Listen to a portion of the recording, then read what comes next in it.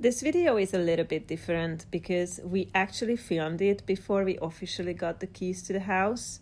Now, before anyone gets any idea, I wouldn't recommend doing this. Until you complete it on the property, anything can happen. A purchase can fall through at the last minute, so there's always a risk. We knew that, but we also knew that the garden had been completely neglected for years, and we really wanted to make a start.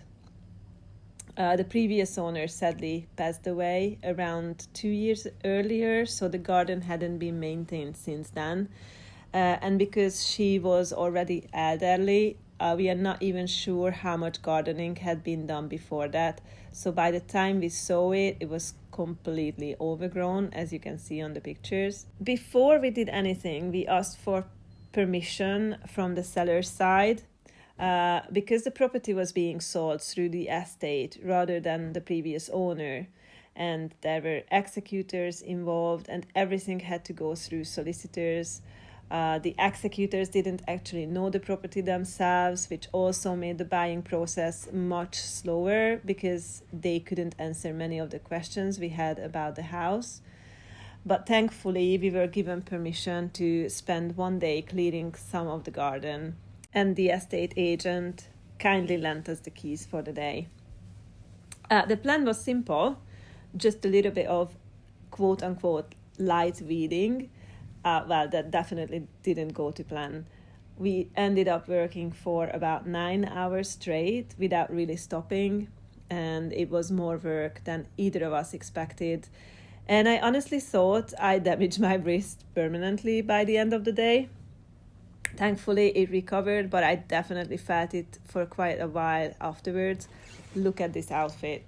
I think it's so cute. We started at the front of the property, as you could see, because the driveway was one of the first things you saw when you arrived, and it was covered in weeds. And we thought cleaning that up would instantly improve the first impression of the house. Once we finished there, we moved into the back garden. Chongi got started mowing the lawn while I tracked the weeds around the paths and the flower beds. And one of the biggest surprises was the area outside of the conservatory. At first, we honestly couldn't tell what was underneath because it was completely buried under weeds. But as we started clearing everything away, we realized there was actually artificial grass hidden underneath. And once we rolled that back, we discovered a really lovely stone area below it. And it was such a nice surprise because we assumed it was just another overgrown patch of garden. While Chongi carried on with the lawn, I worked on the stone pathway that runs along the back of the house. This garden is built on 2 levels. The lawn sits slightly higher, but alongside the house, there's a lower pathway made from stone, and it was completely filled with weeds, including some really stubborn spiky ones that seem to have rooted themselves everywhere. It took ages to clear, but I think it will actually become one of the most useful parts of the garden. My mom will be able to walk around the garden on one level without having to use the steps every time, which will make it much easier for her to get around. Privacy was one of the biggest things I was looking for when we were searching for a home. I know that it isn't everyone's priority, but it was really important to me. I wanted somewhere peaceful where I could sit outside without feeling overlooked by neighbors. And the house itself can always be renovated and changed over time. Walls can move, kitchen can be replaced, bathroom can be redesigned, but you cannot renovate the location. And that's why, for me, buying the right area was even more important than buying the perfect house. God,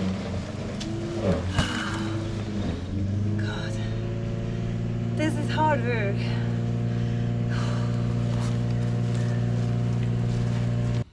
Another thing we love is that we are at the end of a quiet cul-de-sac. There's hardly any passing traffic because the only people driving down here are the people who actually live on the street. And something to know about me is that I really value peace and quiet. So finding somewhere like this felt like we've finally found exactly what we were looking for. And finally, here are the before and after shots. The area outside the conservatory looks completely different now that the artificial grass has been removed and the stone underneath has been uncovered.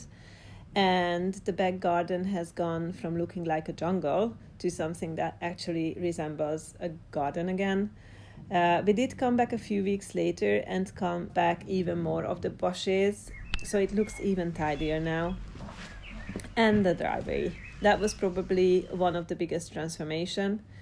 Unfortunately, I don't have loads of footage showing just how overgrown it was before we started, but hopefully these before and after clips give you a good idea of how much work went to it.